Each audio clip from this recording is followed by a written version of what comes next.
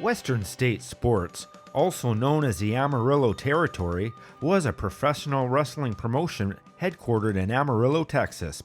Founded by Dory Denton in 1946, the promotion enjoyed its greatest success in the 1960s and 1970s under the management of Dory Funk Sr., and later his sons Dory Funk Jr. and Terry Funk, along with its top performers being the Funks themselves. Western State Sports promoted professional wrestling events in multiple cities across West Texas, including Amarillo, Abilene, El Paso, Lubbock, Odessa, and San Angelo, along with Albuquerque in New Mexico, Colorado Springs, and Pueblo in Colorado, and the Oklahoma Panhandle. Western State Sports had similar aliases that were used for television, radio, and advertising purposes, such as King of Sports, King of the Action Sports, Southwest States Enterprises, as well as a generic Championship Wrestling. Sold by the Funks in 1980, the promotion closed in 1981. This is the untold story of Western State Sports.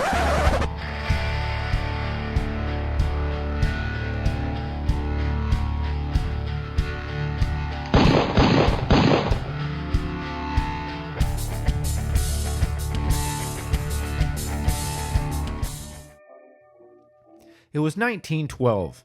Construction for Fenway Park in Boston had just completed, and on April 20th, the Boston Red Sox defeated the New York Highlanders 7-6 in 11 innings. Over 1,500 lives were lost in one of the most catastrophic shipwrecks ever when the RMS Titanic hit an iceberg and sank to the bottom of the frigid Atlantic Ocean. A Salt Lake City cop by the name of Lester Wire developed the electric traffic light using red and green lights. And former Navy champion Bob Farrington, also known as the Danish Fox, a middleweight wrestler from Butte, Montana, rolled into town looking for trouble. Farrington, who only weighed 158 pounds soaking wet, wanted a match with any aspiring mat artist and issued a wide-open challenge for anyone in the state who wanted to go. On Monday, March 18th at Vendome Theater, he faced modern Sandow H.H. High. Throughout 1915, he traveled all over, including Texas, Albuquerque, New Mexico, and Kansas. In December of 1920, the El Paso Herald published an article questioning the legitimacy of the sport, calling out bad fakes, comparing wrestlers to third and fourth-rate prize fighters, even going as far as to calling them pork and beaners. By 1920, the El Paso Athletic Commission was staging bi-weekly shows in the Liberty Hall Arena. Some of the competitors included Matty Matsuda, Cyclone Bill Floodin, Wayno Kitonen, and Jack Reynolds. In March 1925, more than 1,000 fans lined up at the Armory to watch Jack Fisher meet Cal Farley.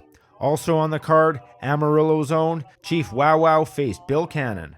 In the early 1930s, promoter Al Anderson ran most of the shows in Amarillo and surrounding areas. Towards the late 1930s, promoter Dutch Mantell also ran shows in the area until his death in 1941. On February 3, 1943, Labor Commissioner John D. Reed, who was also the state's boxing and wrestling commissioner, flat-footedly declared professional wrestling matches in Texas were not frame-ups. Despite Fred Tipton also promoting shows in the area throughout the 1940s, Western State Sports was founded by Dory Denton in 1946.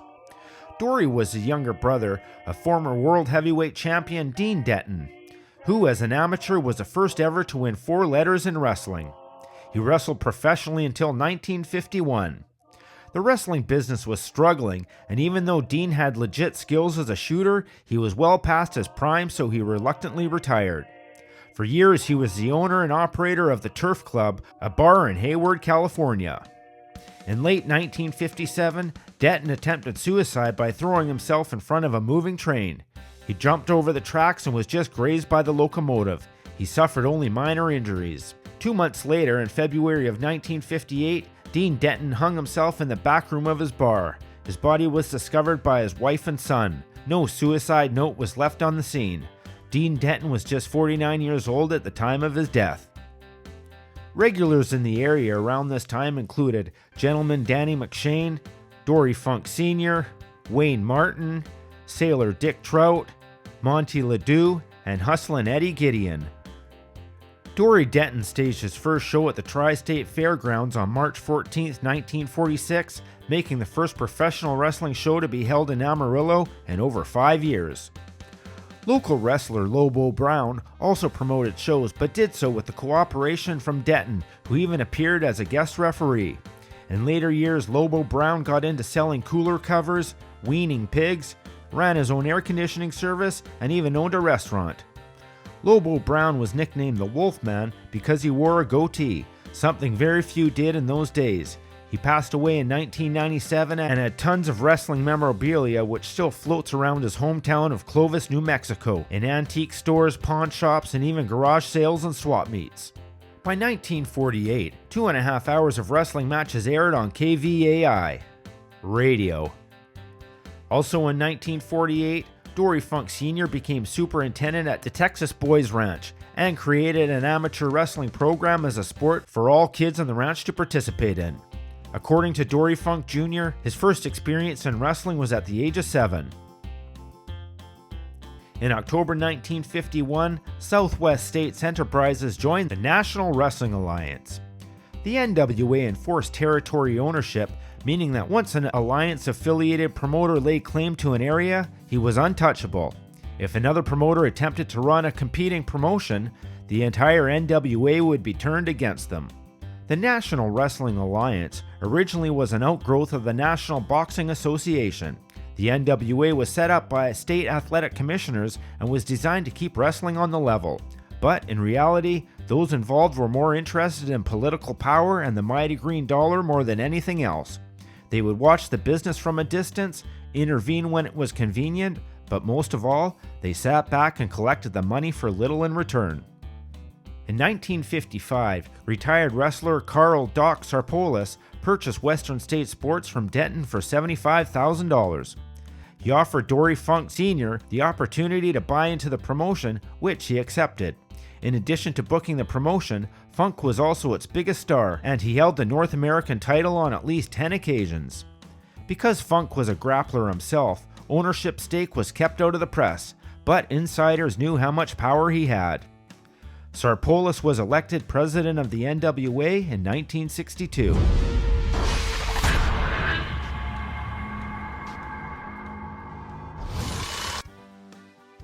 The Texas Death Match was created by Dory Funk Sr., who fought in over 200 matches, and even going so far as to defending the tag team titles in a death match. In 1965, Dory Funk Sr. and Iron Mike DiBiase fought for 3 hours and 55 minutes and were finally stopped by the Sheriff's Department, despite Doc Sarpolis having special permission from the NWA to let this match continue for days if necessary to decide a winner.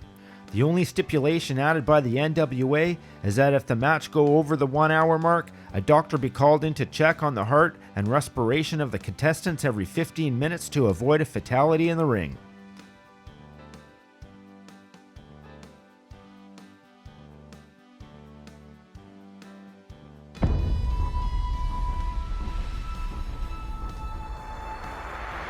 Funk's sons, Dory Funk Jr. and Terry Funk, began wrestling for the promotion in the mid-1960s.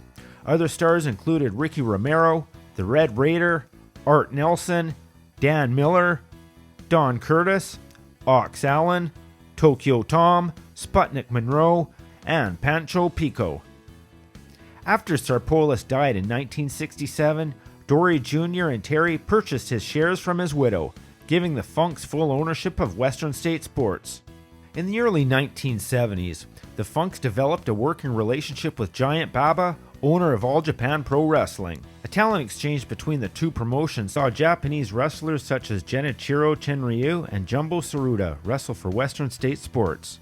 This resulted in talent exchanges that greatly enriched the talent rosters for both promotions. All Japan frequently gained the services of performers like Dick Murdoch and Cyclone Negro. In later years, the Funks also brokered a deal to give All Japan one of its greatest stars, Stan Hansen. As both bookers and opponents, the Funks would be instrumental in the popularity of the team of Stan Hansen and Bruiser Brody. Dory Funk Jr. also became the American booker for All Japan Pro Wrestling, a position he held for over 20 years. While demonstrating a wrestling hold at his home to a visitor in 1973, Dory Funk Sr. had a heart attack, and passed away in the ambulance on the way to the hospital with both his sons by his side, leaving the brothers as owners of the territory. In 1974, Terry Funk even challenged Muhammad Ali to a fight and offered him $250,000. Although the boxer never agreed to fight Terry Funk, he did agree to a match with Antonio Inoki 2 years later. On August 4, 1977, Abdullah the Butcher and the Super Destroyer resumed their feud at the Amarillo Sports Arena in a German blood match. German blood matches were occasionally booked in Amarillo and were usually used to resolve the most intense feuds. The rules were simple. Whoever could soak some of his opponent's blood on a handkerchief first would be declared the winner. The match was a forerunner to the first blood match. Additionally, each man would have a second at ringside. Abdullah the Butcher was seconded by J.J. Dillon. The Super Destroyer chose Ted DiBiase. The two battled for about 20 minutes when the Butcher began pounding on the Super Destroyer's shoulder and arm with his foreign object. The Super Destroyer recovered and pounded the Butcher's forehead with his fist. Both men were bleeding. The Super Destroyer, however, was able to soak his handkerchief first. The Super Destroyer was awarded the match and became the first wrestler in Amarillo to defeat the Butcher. Regular competitors of the 1970s were Dennis Stamp, Dick Murdoch, Big Bob Duncombe, Ricky Starr, Lord Al Hayes, Nick Kozak, Cyclone Negro, and even Moose Morowski. Amarillo Wrestling aired in color on KOSA Channel 7 Sundays from 1 to 2 p.m. By 1980, ticket sales were beginning to decline. The Funk brothers sold the territory to wrestlers Blackjack Mulligan and Dick Murdoch for $20,000. With business continuing to slump, the promotion closed in 1981. Dory Funk Jr. left Amarillo and became booker and writer for Eddie Graham's Florida Championship Wrestling, along with supplying American talent for All Japan Pro Wrestling. And in 1986, he joined his brother Terry in the WWF, where he was known as Hoss Funk.